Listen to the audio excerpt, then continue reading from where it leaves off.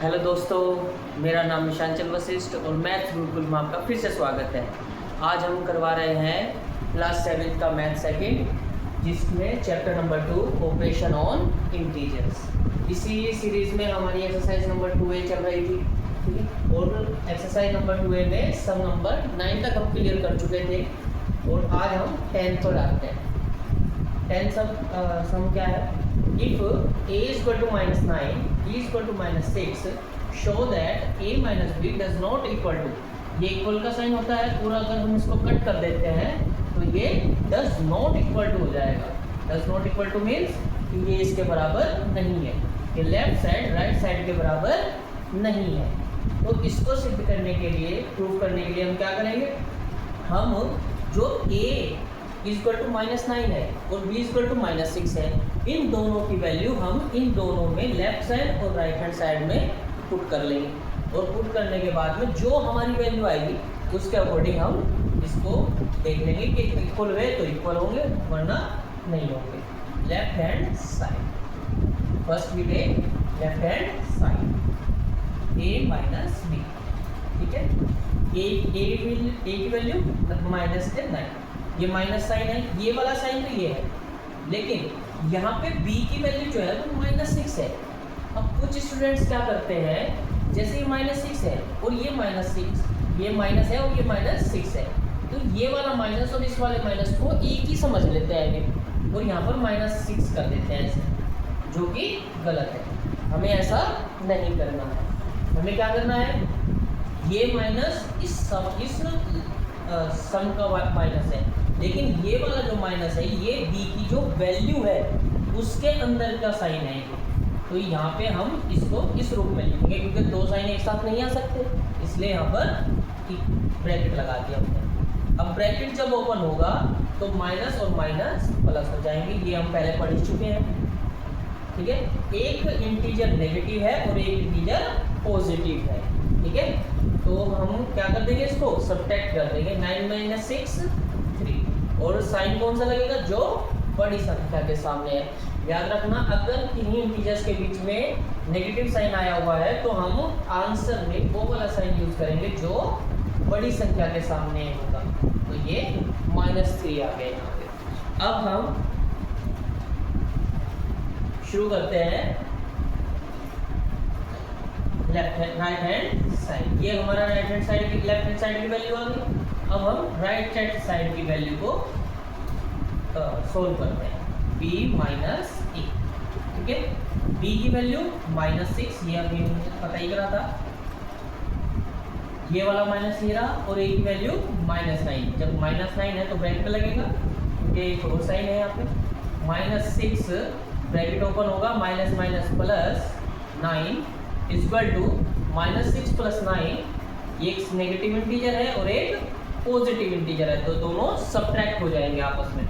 9 - 6 3, और बड़ी संख्या कौन सी है? 9 के सामने कौन सा साइन है? प्लस का, तो इसलिए आंसर भी प्लस में रहेगा। या साइन ना भी लगाएं प्लस का तो कोई भी इशू नहीं होता।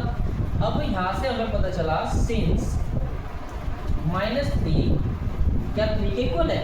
नहीं, ठीक है।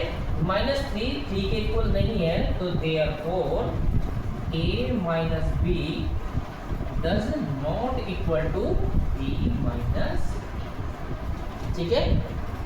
ये हमारा फाइनल आंसर आ गया, क्योंकि जब इनके सॉल्यूशन ही आपस में इक्वल नहीं आ रहे हैं तो इसका मतलब ये भी इक्वल नहीं होंगे, ठीक है। आप इनको स्क्रीनशॉट ले सकते हैं और जो भी आपको डाउट होगा वो आप मुझे कमेंट में लिख सकते हैं, ठीक है स्टूडेंट्स। इसका स्क्रीनशॉट ले लीजिए, फिर हम नए सवाल पर चलते हैं। तो स्टूडेंट्स, ये है हमारा next sum. The sum of two integers is -16। If one of them is 53, find the other. Meaning क्या है इसका? द सम मीन्स ऐड करना, ठीक है, ऐड करना ऑफ टू इंटीजर्स। किसको ऐड करना है? टू इंटीजर्स को, जो दो इंटीजर्स है। इंटीजर्स क्या होते हैं? जो नेगेटिव भी हो सकते हैं और पॉजिटिव भी हो सकते हैं, इंक्लूडेड 0, ठीक है। इसमें नेगेटिव नंबर्स भी आते हैं, पॉजिटिव भी आते हैं और 0 भी आता है, ठीक है।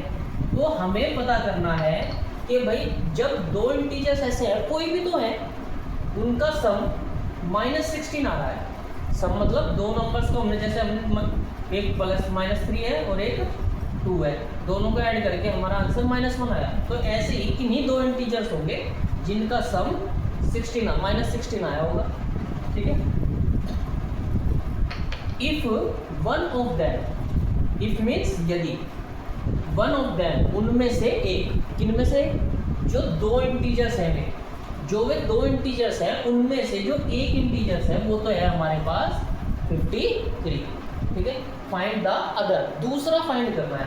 तो ऐसे जो ये प्रॉब्लम सॉल्विंग सम्स होते हैं, इनको हम कैसे सॉल्व करते हैं? जो चीज़ हमारे पास नहीं है, क्या नहीं है हमारे पास? दूसरा इंटीजर्स, है ना।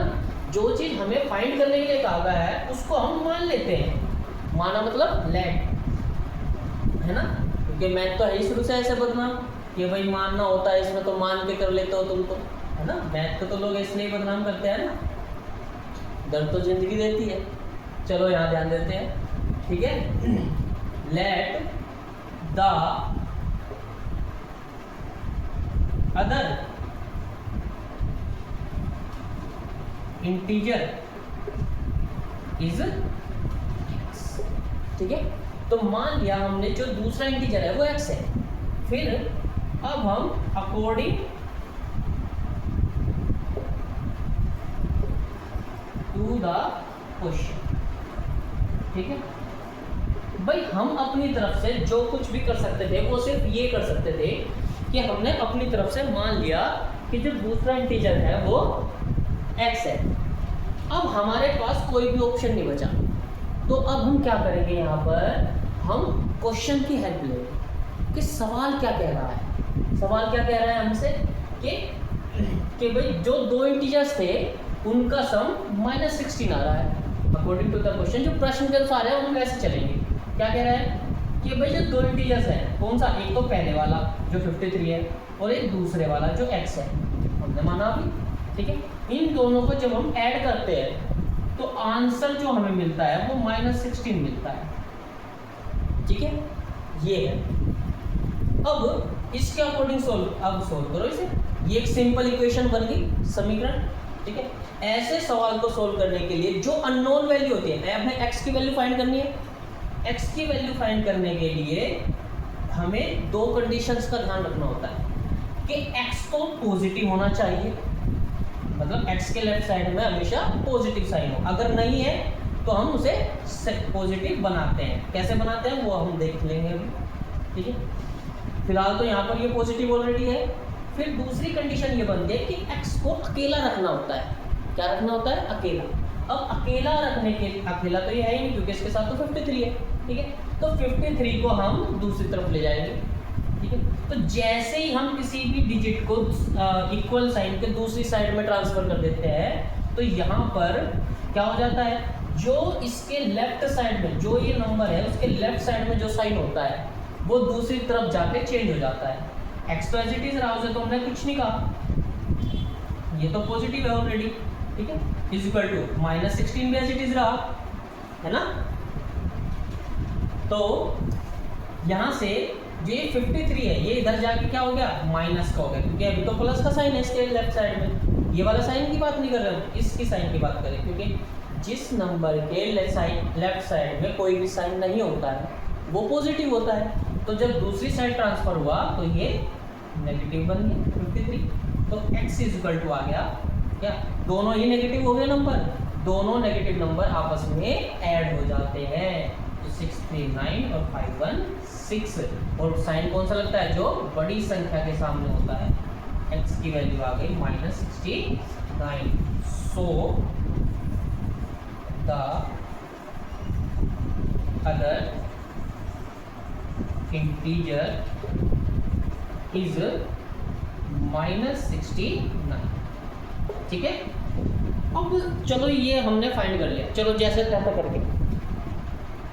आप लोग बहुत होशियार हैं, है ना, मैं भी थोड़ा बहुत होशियार हूँ, तो हमने जैसे तैसे करके ये काम कर लिया। अब क्या ये हमारा आंसर सच में सही है ना? भाई हो सकता है कि हमारा कुछ भी तिगड़मबाजी करके हम आंसर ले आए, पर क्या ये सच में यही आंसर है? चलो इसको सेटिस्फाई करके देखते हैं। इस वैल्यू को इस वाली इक्वेशन में रख के देखो, जो इक्वेशन नंबर 1 है, ठीक है, इसको बोलते हैं वेरीफाई करना, वेरीफाई द आंसर। आंसर को वेरीफाई कर रहे हैं, क्या ये आंसर जो हमारा है वो बिल्कुल सही है? तो चलिए 53 प्लस x की जगह रख रहे हैं हम -69 और इक्वल टू ये -16 आनी चाहिए, मतलब left hand side right hand side के बराबर आनी चाहिए। तो चलिए देखते हैं कैसे आती है। ब्रैकेट ओपन करिए, प्लस माइनस -69 इक्वल टू -16 तो ऑलरेडी है। इन दोनों को क्या हो जाएंगे, एक पॉजिटिव है और एक नेगेटिव है, तो दोनों सब्ट्रैक्ट हो जाएंगे।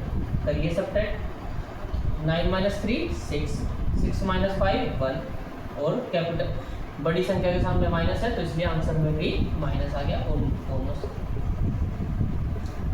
तो इसका मतलब क्या, यहाँ से क्या प्रूफ हुई बात बेटा, कि हमारा जो ये आंसर है ये बिल्कुल सही है। क्या है? बिल्कुल सही। ठीक है, ऐसे हम अपने आंसर को वेरीफाई करते हैं। ठीक है, नेक्स्ट जो 12 सम नंबर 12 है वो भी सेम टू सेम ऐसा ही है। ठीक है, इसी की तरह हमें सॉल्व करना है और इसको आप घर से करके लाएंगे। बाकी जो भी डाउट होगा हम आपका नेक्स्ट वीडियो में क्लियर कर देंगे। ठीक है, तब तक के लिए थैंक यू सो मच, और चैनल को सब्सक्राइब करना ना भूलें और अपने दोस्तों को भी शेयर कर दें ताकि वे भी इसे अच्छे से सीख पाए। ठीक है, thank you all of you.